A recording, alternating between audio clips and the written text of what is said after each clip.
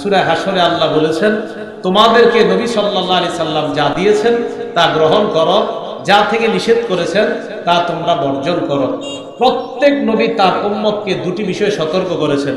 নাসাই শরীফ হাদিস number 4191 number হাদিসের বর্ণনা। এই হাদিসের বর্ণনাকারীর নাম আব্দুর রহমান ইবনে আব্দ রব্বিল কাবা।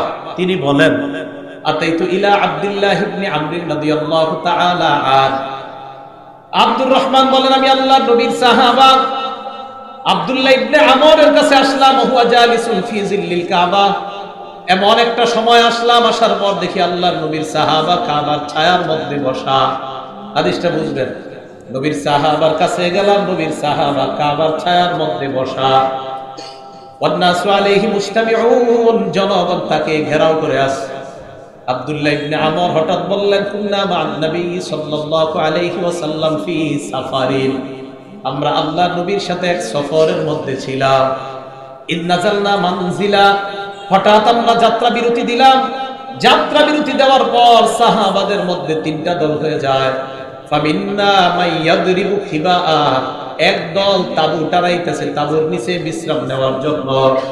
ওয়ামিন্না মাইয়ামতাদিলু, আরেক দল তীর প্রতিযোগিতা করতেছে, নিশানা ঠিক করে। ওয়ামিন্না মান হুয়া ফি জাশরাতিহি, আরেক দল তার পশুগুলাকে চারণভূমির মধ্যে চড়ায়।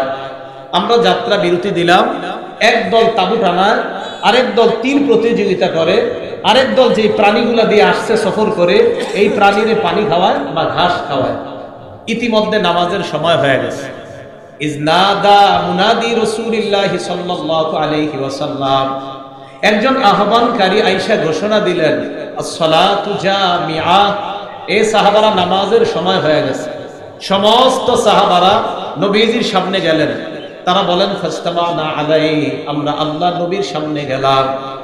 ফাকামা রাসূলুল্লাহ সাল্লাল্লাহু আলাইহি ওয়াসাল্লাম, আল্লাহর নবী আমাদের সামনে দাঁড়াইলেন, ও খুতবা, ভাষণ দেওয়া শুরু করলেন।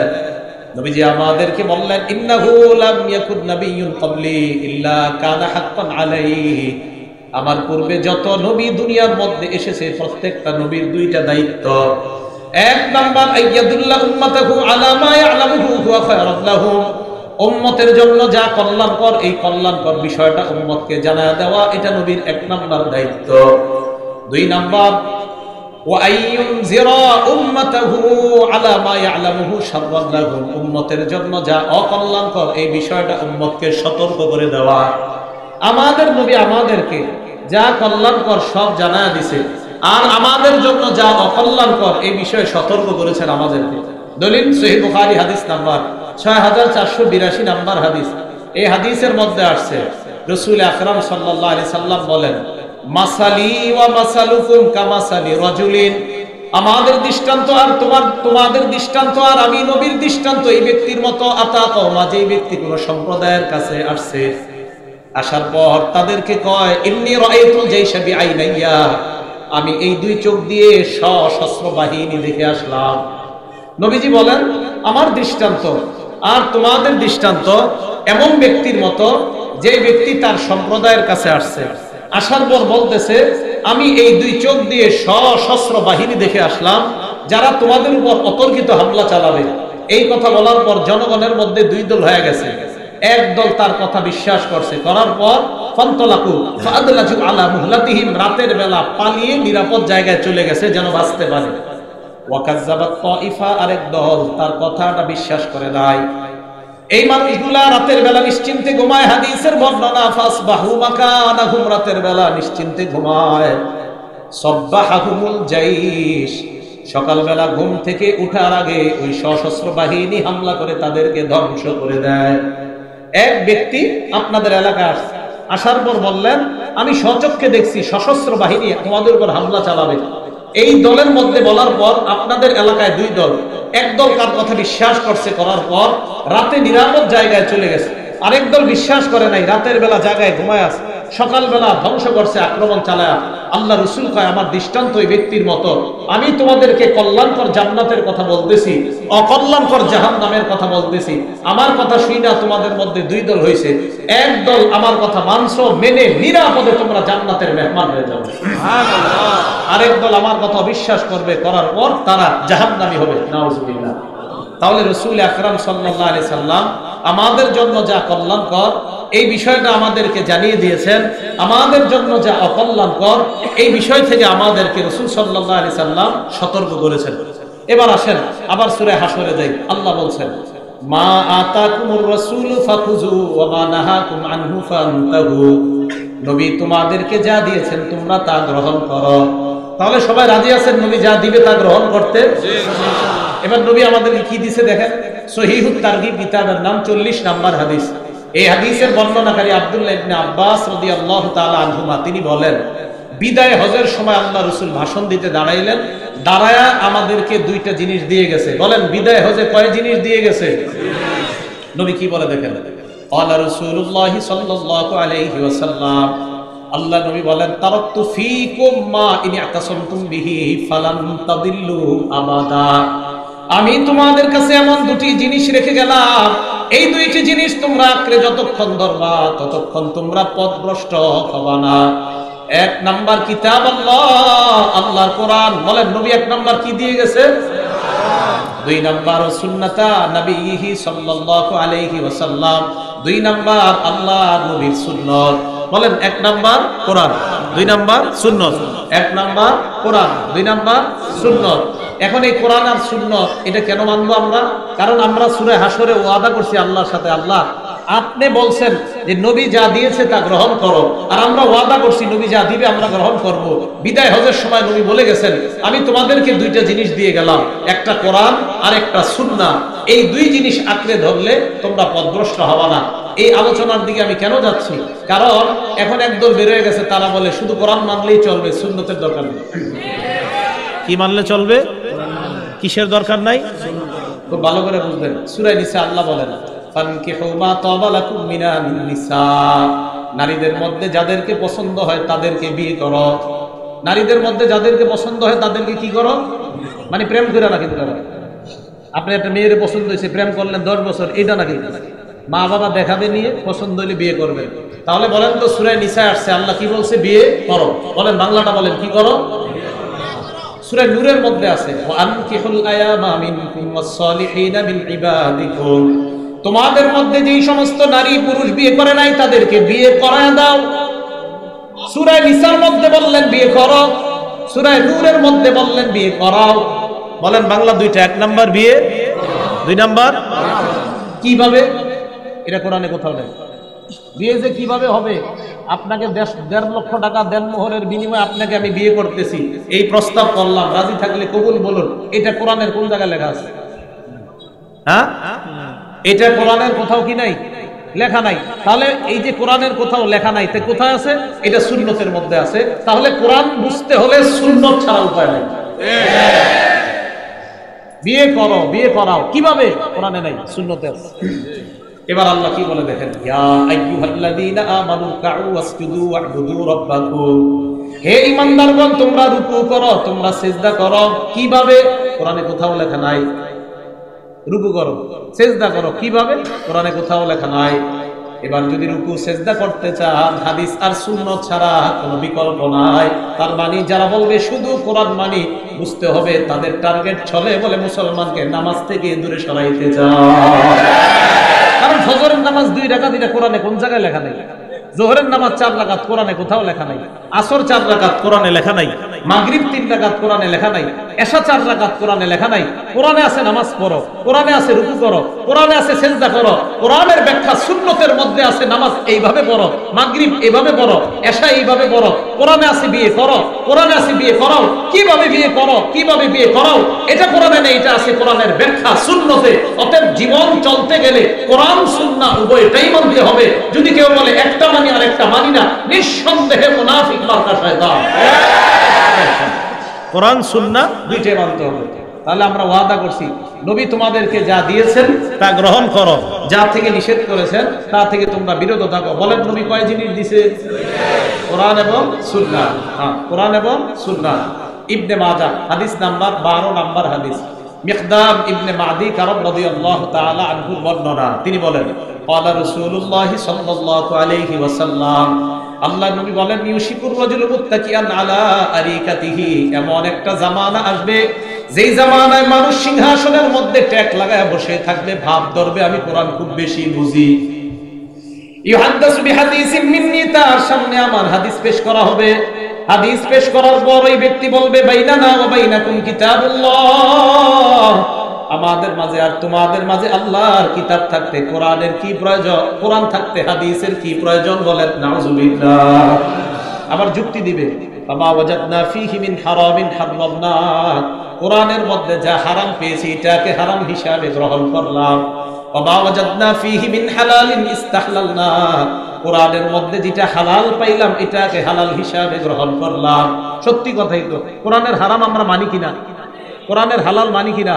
তো এই ধোকাবাজ কিভাবে ধোকা দেয় দেখেন, কোরআনের হারাম মানলেই তো হয়, কোরআনের হালাল মানলেই তো হয়, হাদিসের কি দরকার? নবীজি বলেন এদেরকে জানায়া দাও, আলা ওয়া ইন্নামা হারামা রাসূলুল্লাহ বিসলু মা হারামাল্লাহ, আমি নবী যা হারাম করি আমার হারাম করাটাও আল্লাহর হারাম করার মতোই বিধান বলে সাব্যস্ত হয়েছে। তাহলে কোরআন না সুন্নাহ, না কোরআন সুন্নাহ? শুধু কোরআন, শুধু সুন্নাহ না কোরআন সুন্নাহ? উভয়টাই কি করতে হবে? মানতে হবে। উভয়টা না মানলে উপায় নাই। এখন আবার একদল দাড়ি রাখে না, যারা শুধু কোরআন মানে এরা দাড়ি রাখে না, অনেকে, বেশিরভাগ কোরআন যারা মানে এরা দাড়ি রাখে না। কেন? এই জন্য রাখে না, দাড়ির কথা সুন্নতে আছে, কোরআনে নাই। এর অর্থ হলো কোরআনে নাই না, কোরআন পুরাটা পড়ে না তাই পায় না। কোরআন কি করে না? পুরা পড়ে না তাই কি করে না? কোরআনে দাড়ির কথা আছে, সত্যি আছে। কোরআনে কিসের কথা আছে?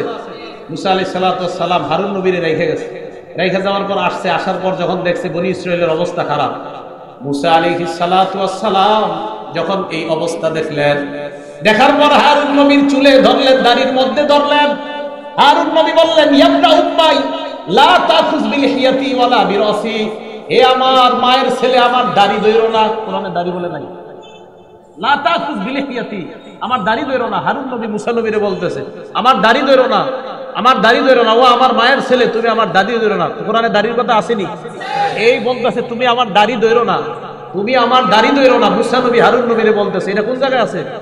আপনাদের অনেকের চেহারা এমন হইতাছে মনে হয় এটা নাই কোরআনে। কোরআনের আয়াতই দুইটা, ইয়াবনা উম্মা লা তাখুজ বিলিহিয়াতি ওয়ালা বিরাসি, হে আমার মায়ের ছেলে তুমি আমার দাড়ি ধরো না। এখন যারা কয় শুধু কোরআন মানে সুন্নত মানে না তাই দাড়ি রাখে না, এই গুরুদেরকে বলে দিয়েন বেটা কোরআনে আছে, হারুন নবী বলছে মুসা নবীরে আমার দাড়ি ধরো না। তো এই দাড়ি ধরো না যেহেতু বলছে, তার মানে দাড়ির কথা যে কোরআনে আছে এটা প্রমাণ স্পষ্ট। তার মানে যারা কোরআন মানে আর যদি দাড়ি না রাখে বলবেন যে তুমি কোরআন মানো না, কোরআন মানো না। কি ছলে বলে, আসল কি জানেন? পুরাটা পড়ে না, পুরাটা কি করে না, পড়ে না। আমাদের দেশে এক কোরআনের গবেষক দাবি করে বসছে নবীজি সাল্লাল্লাহু আলাইহি সাল্লাম মেরাজ থেকে আসছে। সহিহ বুখারী হাদিস নাম্বার 349 349 নাম্বার হাদিস, লম্বা হাদিস। এই হাদিসের মধ্যে আসছে রাসূল আকরাম সাল্লাল্লাহু আলাইহি সাল্লাম যখন দুনিয়াতে আসছে, আসার পর আল্লাহ নবীকে মুসা নবী প্রশ্ন করলেন আল্লাহ আপনাকে কি দিয়েছে? নবী জবাব দিলেন 50 সালাতান, আল্লাহ আমাকে 50 ওয়াক্ত নামাজ দিয়েছেন। মুসা নবী বললেন আবার যান কমায় আনেন, কমাইতে কমাইতে 5 ওয়াক্ত নামাজ। আমাদের নবী 5 ওয়াক্ত নামাজ নিয়ে রওনা করলেন। আল্লাহ ডাক দিয়ে বললেন হাবিব লা ইউবাদদালুল কাউলু লাদাইয়া, আমার কথার কোনো পরিবর্তন নাই। আপনার উম্মত যদি 50 ওয়াক্ত নামাজ পড়তো আমি 50 ওয়াক্তের সওয়াব দান করতাম। আপনি উম্মতকে জানায় দেন উম্মত যদি 5 ওয়াক্ত নামাজ সঠিকভাবে আদায় করে আমি আল্লাহ তাকে 50 ওয়াক্তের সওয়াব লিপিবদ্ধ করে দিলাম। আসলে প্রথমে দিছে কয়েকত 50 কয়েকত।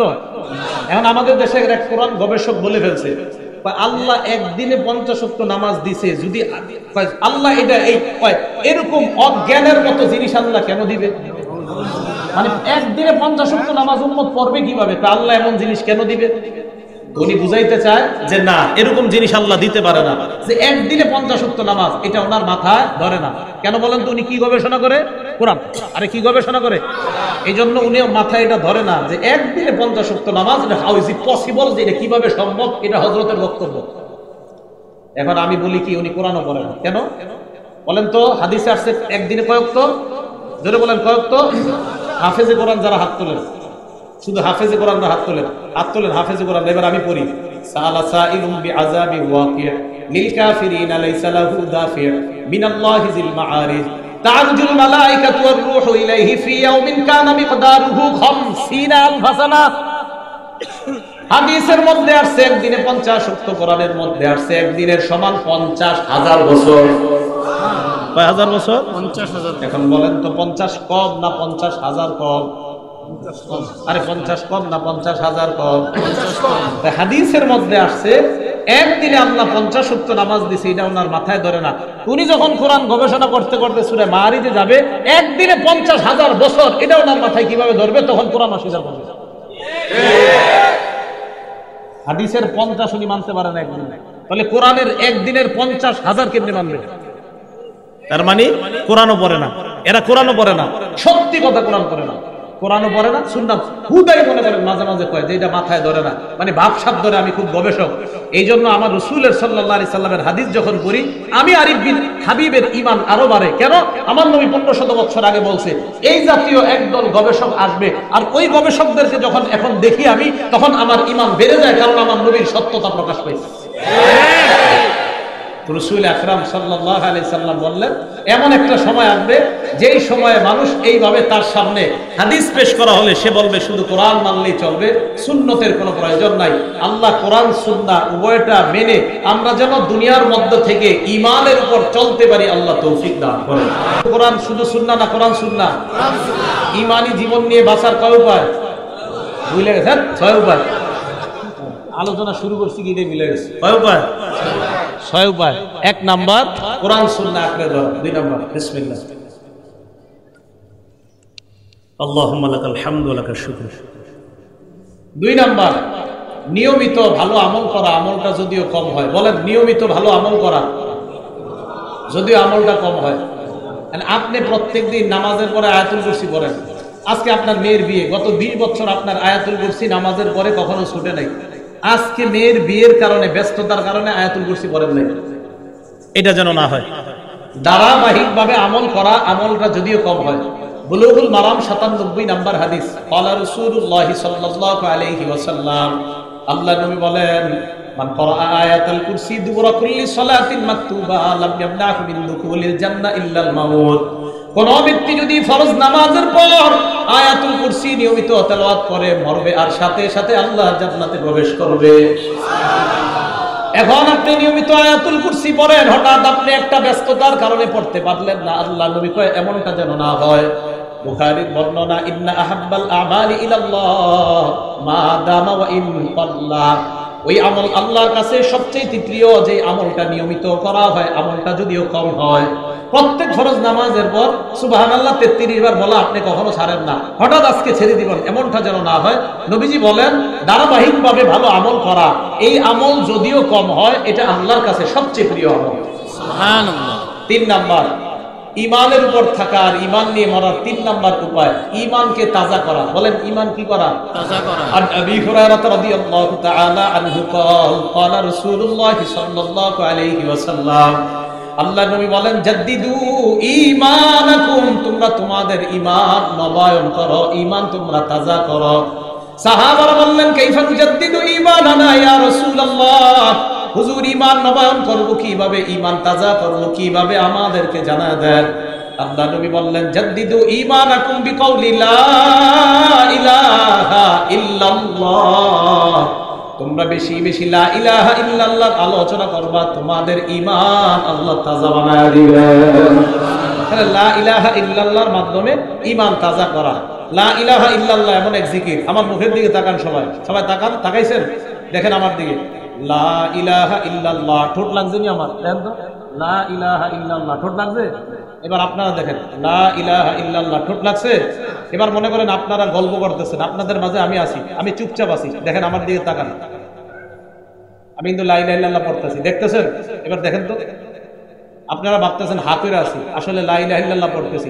লা ইলাহা ইল্লাল্লাহ এমন এক জিকির, যে জিকির করলেও মানুষ দেখে না, রিয়া মুক্ত, শিরক মুক্ত একমাত্র জিকিরের নাম লা ইলাহা ইল্লাল্লাহ। সুবহানাল্লাহ। এই দেখেন, এই আপনারা গল্প করতেছেন, আমি লা ইলাহা ইল্লাল্লাহ পড়তেছি, কেউ জানে না। 10 জন গল্প করে, আপনি ওই জায়গায় চুপচাপ এমনি থাকেন, লা ইলাহা ইল্লাল্লাহ করবেন, ও জানতেও পারবে না আপনি লা ইলাহা ইল্লাল্লাহ পড়তেছেন, আর আপনার ঈমানের পাওয়ার আল্লাহ বাড়ায়। এবার সবাই লা ইলাহা ইল্লাল্লাহ করে ট্রাই করে দেখেন তো, ঠোঁট লাগেনি? লা ইলাহা ইল্লাল্লাহ লাগে? ঠোঁট লাগে? হ্যাঁ, এটাই ইখলাসের বাক্য, এটাই কালিমাতুত তাওহীদ। যে এমন এক বাক্য আল্লাহ শিখাইছেন যেই বাক্য বললে মানুষ জানতেও পারে না, মানুষ আমল প্রকাশ হয় না মানুষের সামনে, এটা হলো লা ইলাহা ইল্লাল্লাহ। লা ইলাহা ইল্লাল্লাহ এমন এক আমল যে আমল করলে মানুষের সামনে প্রকাশ পায় না, মানুষ জানবেও না আপনি যে জিকির করেন। বাসের মধ্যে বৈশা 10 জন গপ্পবাজি করতেছে আর আপনি হা করে আছেন, এরা মনে করে হা করে আছেন, আসলে আপনি 100 বার লা ইলাহা পড়ে ফেলছেন। তো 3 নাম্বার ঈমানকে তাজা করা। 4 নাম্বার আল্লাহ ওয়ালাদের মজলিসে যাওয়া। বলেন কার মজলিসে যাওয়া? আজকে প্রধান অতিথির নাম কি?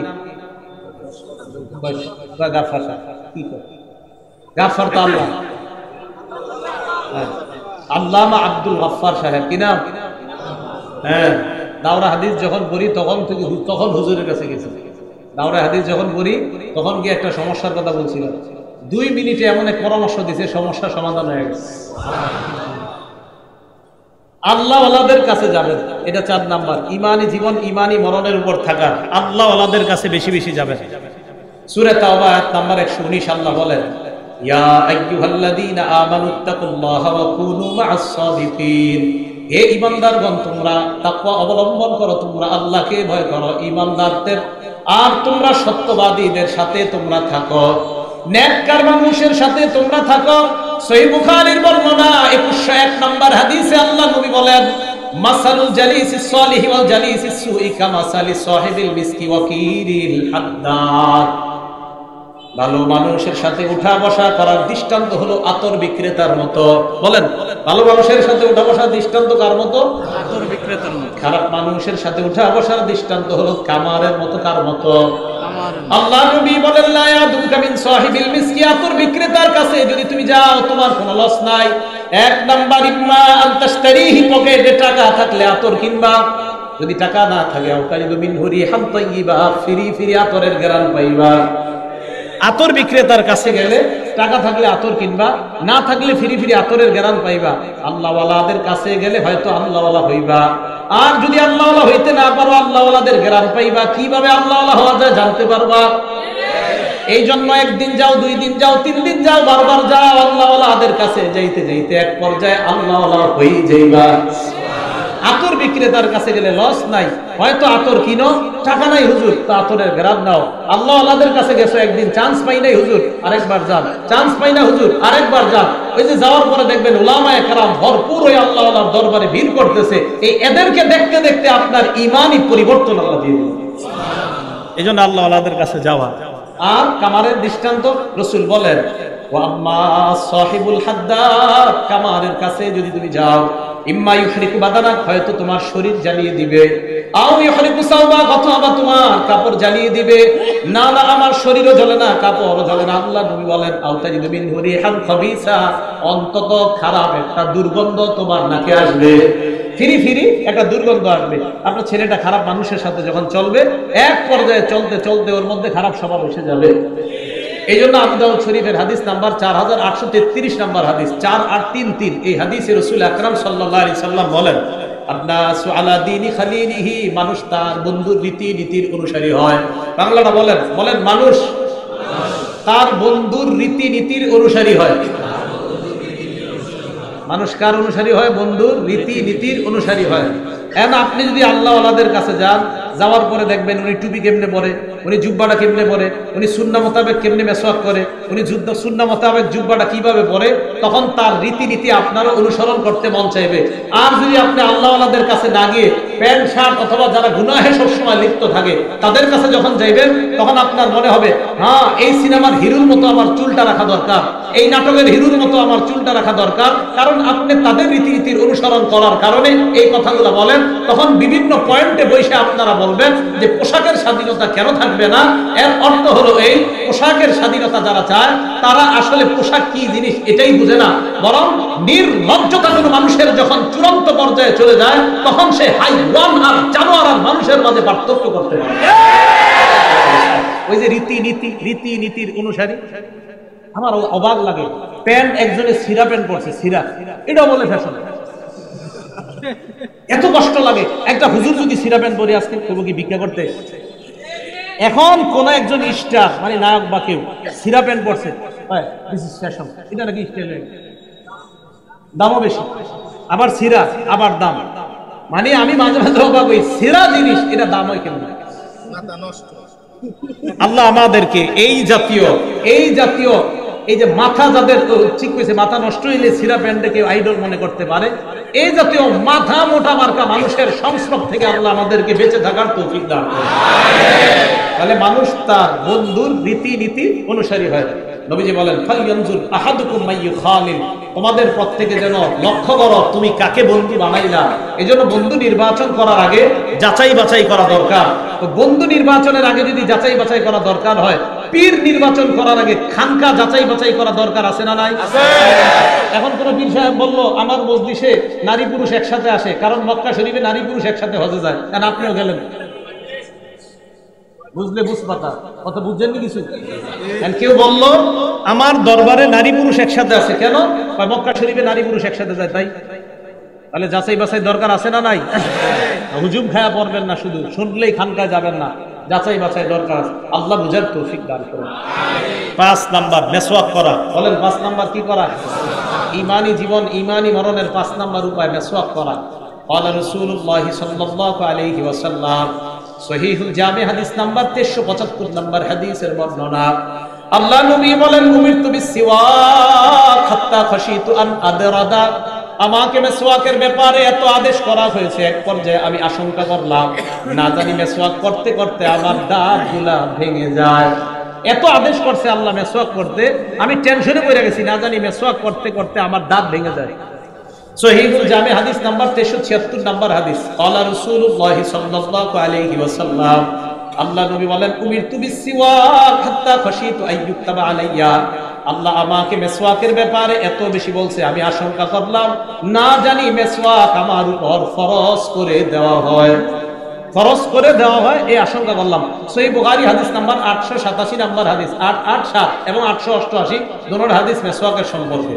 ক্বালা রাসূলুল্লাহ সাল্লাল্লাহু আলাইহি ওয়াসাল্লাম, আল্লাহ নবী বলেন, নবীজি বলেন, লাউলা আন আশুক্কা আলা উম্মতি, আমি যদি আমার উম্মতের জন্য কষ্টকর মনে না করতাম, লা আমারতু বিসওয়াক মা কুল্লি সালাত, আরেক বর্ণনায় ইনদা কুল্লি সালাত, আমি আমার উম্মতকে বলতাম 5 ওয়াক্ত নামাজের আগে যেন তারা মেসওয়াক করে নেয়।